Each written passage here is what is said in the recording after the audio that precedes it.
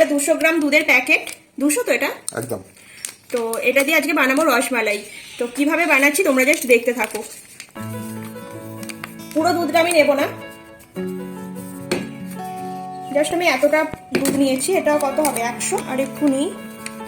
এর মধ্যে আমি একটু দিয়ে দেবো বেকিং পাউডার, এই যে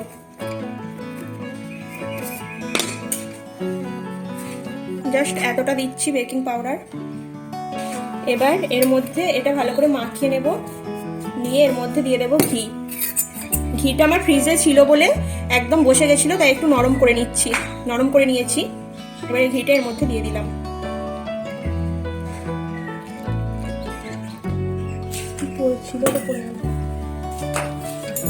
এখন ঘি আর দুধটা খুব ভালো করে মেখে নিতে হবে যাতে দলা পাকিয়ে না যায়। দুধের সঙ্গে ঘিটা মাখা হয়ে গেছে। এটা একটা ডিম এর মধ্যে দিয়ে দিচ্ছি, দিয়ে এটা মাখবো। আমি এখানে কোনো জল ইউজ করব না, এটা কিন্তু আমি ডিম দিয়েই মাখবো দুধটা। আমার পুরোপুরি ডিমটাও লাগবে না, তোমরা দেখতে থাকো তাহলেই বুঝতে পারবে। একটা গোটা ডিম, তাও আমি সবটা দিইনি, দেখে বুঝতেই পারছো। তাও কিন্তু আমার নরম হয়ে গেছে বলে আরও একটু দুধের গুঁড়ো দিয়ে দিলাম। এখানে আমি 150 নিয়েছিলাম, আরও একটু পরিমাণে দিয়ে দিলাম, মানে মোটামুটি 200 কাছাকাছি আমার দুধ দিতে লাগলো। এই দুধের ডোটা যতক্ষণ না থালার গা ছেড়ে উঠে আসে ততক্ষণ কিন্তু আমার মাখতে হবে। ডোটা হবে ঠিক ময়দা মাখার মতন, লেচি যেমন কাটলে, একটা ময়দার লেচি কাটলে যেরকম হয় সেই ধরনের কিন্তু হবে। দেখো এখনো কিন্তু নরম নরম আছে। আরও একটু পরিমাণে দুধ দিয়ে ভালো করে মেখে নিই, তারপরে তোমাদেরকে দেখাচ্ছি। একেবারে পারফেক্ট হয়ে গেছে ডোটা বানানো। এটা কিন্তু পুরোপুরি আমল দুধের, এর সঙ্গে আমি কিচ্ছু মেশাইনি, শুধু একটু ডিম দিয়ে মেখেছি। আর এদিকে আমি দুধটাও বার করে রেখে দিয়েছি। এই দুধটার মধ্যে এবার এইগুলো গোল গোল করে আমি বল করে এর মধ্যে দিয়ে দেবো। তো চলো আমি হাতটা ধুয়ে নিই। এবার হাতটা ধুয়ে তারপরে গ্যাসের কাছে যাই, গিয়ে আবার তোমাদেরকে বাকিটা দেখাচ্ছি। দেখো গাইস কি সুন্দর গোল গোল বলের মতন হয়ে যাচ্ছে। ওয়াও, দেখেছো? জাস্ট হাতেও লাগছে না, কিন্তু যখন মাখলাম বেশ ভালো হাতে লাগছিল। এখন কিন্তু আমি একটু হাতে তেল লাগিয়ে নিয়েছি, আর কত সুন্দর দেখো বলের মতন গোল গোল হয়ে যাচ্ছে। কিছু কিছু লম্বাও করবো।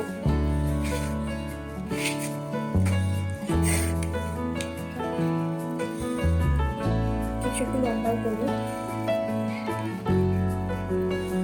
তো দেখো গাইস কত সুন্দর হচ্ছে দেখতে, না জানি খেতে কত সুন্দর হবে। থালাটা একটু তেল লাগিয়ে,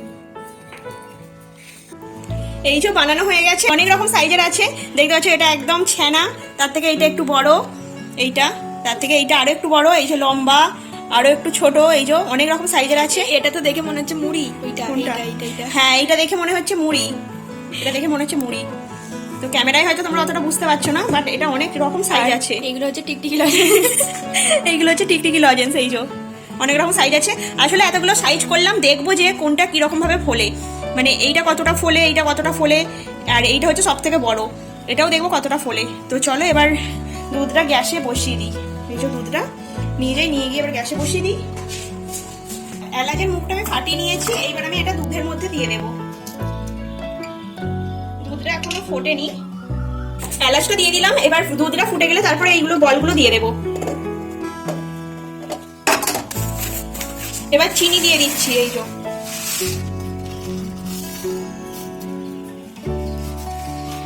চিনিটা তোমরা তোমাদের স্বাদ মতন দেবে, আমি খুব একটা গ্যারে মিষ্টি করব না। দুধটা ফুটে গেছে, দেখো এই যে একেবারে দুধটা ফুটে গেছে, টকবক করে ফুটছে। এর মধ্যে আমি এই বলগুলো এবার দিয়ে দেবো।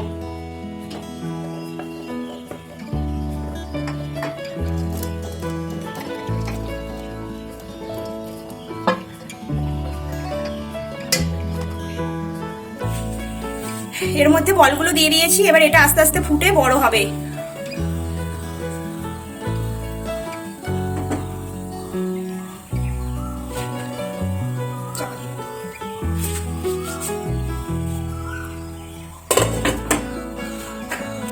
দেখো এইটুকু কেশরের দামই হচ্ছে 20 টাকা।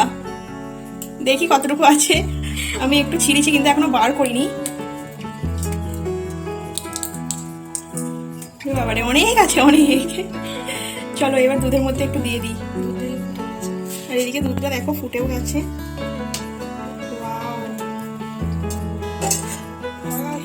গ্লাস চালিয়ে চালিস জ্বলছে। তো দিয়ে দিচ্ছি এবার দুধের মধ্যে কেশরটা।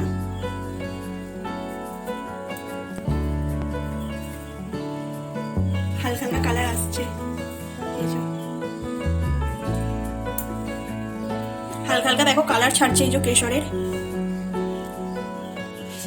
নামিয়ে এটা নামিয়ে আমি তোমাদেরকে দেখাবো যে কতটা স্পঞ্জি হয়েছে। বেশ ভালোই কিন্তু স্পঞ্জি হয়েছে, আর অনেকটা পরিমাণেই কিন্তু ফুলে গেছে। দেখো যেই বলগুলো একটু বড় সাইজ করেছিলাম সেই সাইজগুলো এরকম হয়েছে।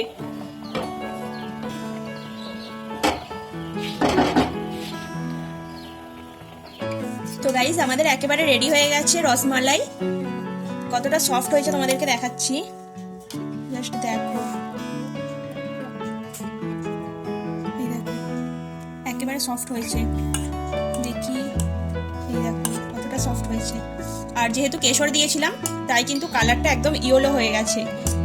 কেশরগুলো একেবারে মানে কি বলে, কেশরের কালারগুলো বেরিয়ে গেছে। এই যে কেশরগুলো আছে একেবারে ইয়েলো হয়ে গেছে। আর যেগুলো একদম ছোট্ট ছোট্ট করেছিলাম সেইগুলো কিন্তু এইরকম একটা শেপে চলে এসছে। আর যেগুলো অনেকটা বড় বড় করেছিলাম সেগুলো এরকম একটা রসগোল্লার কাছাকাছি একটা শেপ চলে এসছে। বেশ সুন্দর হয়েছে। তোমরাও বাড়িতে এরকম ভাবে ট্রাই করে দেখো, খেতে কিন্তু অসম্ভব সুন্দর হবে। তো চলো গাইস, ভিডিওটা এই পর্যন্তই। ভিডিওটা যদি ভালো লেগে থাকে একটা লাইক, কমেন্ট, শেয়ার আর চ্যানেলটাকে সাবস্ক্রাইব করে আমার পাশে থেকো। সবাই ভালো থেকো, সুস্থ থেকো। দেখা হচ্ছে আর একটা নতুন ভিডিওতে।